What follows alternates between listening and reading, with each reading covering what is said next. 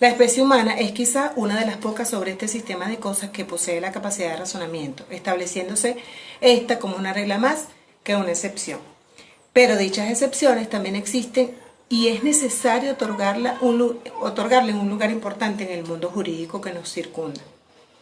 La ley escrita tipifica, contempla estas excepciones discerniendo de forma taxativa lo identificado como la capacidad, la incapacidad y la interdicción jurídica que posee o no un individuo en la sociedad en dependencia de una serie de factores, desafortunados o no, que vendrán a condicionar la interrelación en el mundo del derecho. ¿Qué es la capacidad? En este sentido, debemos de entender la palabra capacidad en el ámbito legal como la aptitud de una persona física y moral para ser titular de derechos y obligaciones, ejercitándolos y comparecer en un tribunal para ejercerlos por propio derecho. Nos encontramos con la clasificación de la capacidad jurídica legal o de goce y la capacidad de ejercicio, de disfrute o de obra. También tenemos los principios de la capacidad. La capacidad puede formularse los siguientes principios. ¿Cómo? Es imposible que una persona carezca totalmente de la incapacidad jurídica legal de goce. En cambio, la capacidad de goce no presupone la capacidad de obrar.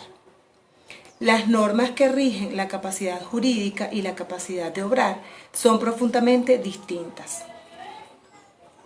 Las normas que rigen la capacidad negocial son profundamente distintas de las que rigen la capacidad delictual. De allí que las incapacidades negociales afectan a mayor número de personas que las incapacidades delictuales. La capacidad es la regla de la incapacidad, es la excepción, que de allí se han reducido a 3 consecuencias. Primero, no hay capacidad sin texto legal que lo establezca. Luego, las normas que establecen capacidades son de interpretación restrictivas. Y por último, quien afirma la capacidad propia o ajena tiene la carga de probarla. Importancia de la capacidad. La importancia de la capacidad radica que es quien otorga a un individuo una serie de cualidades jurídicas en función de aptitudes y otros factores que le acompañan y modifican. Nos encontramos con las diferencias entre la capacidad de goce y la capacidad de obrar. Mientras que en la capacidad de goce señala que cuando eres concebido o ya has nacido, eres titular de derechos y obligaciones. La capacidad de obrar es la facultad para poder crear, modificar o extinguir los derechos y obligaciones. La capacidad de goce supone una posición estática y fija que permanece inalterable durante la vida de la persona, mientras que la capacidad de obra estará sujeta al momento de la actuación jurídica. La capacidad de goce es conferida una vez se produce el nacimiento, mientras que la capacidad de obrar se encuentra tuteladas por condiciones que deben cumplirse para así ejecutar la acción de obrar. Incapacidad para suceder. Son incapaces de suceder los que al momento de la apertura de la sucesión no estén todavía concebidos, los que no hayan nacido vivos y aquellos a quienes la ley califica como indignos de suceder. Incapacidad para recibir por testamento. Son incapaces de recibir por testamento de cualquier persona los mismos que son incapaces para suceder ab intestato. Son incapaces de heredar por préstamo las iglesias de cualquier credo, los institutos de manos muertas, propiedades de Dios, los ordenados. Son incapaces de recibir por testamento los indignos, incapacidad para recibir por donación. Son incapaces además también de recibir por donación las personas incapaces para recibir por testamento, incapacidad para recibir bienes e inmuebles. Son incapaces de recibir bienes e inmuebles los institutos llamados de manos muertas.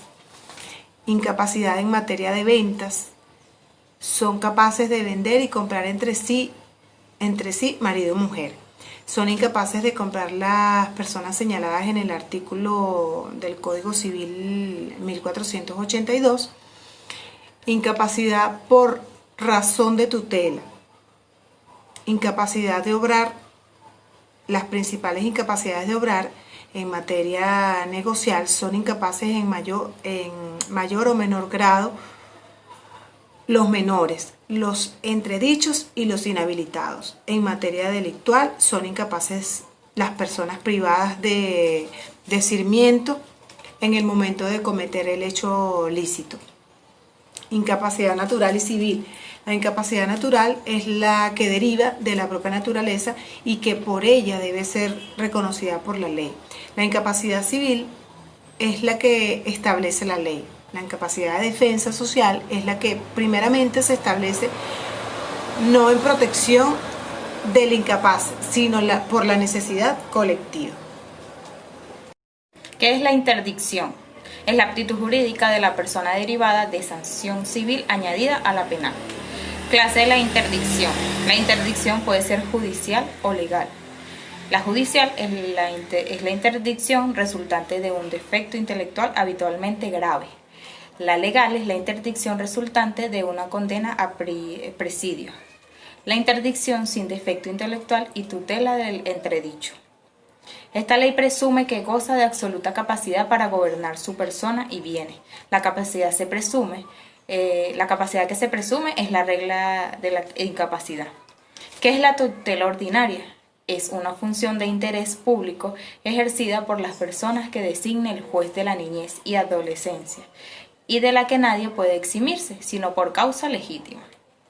¿Qué es la inhabilitación?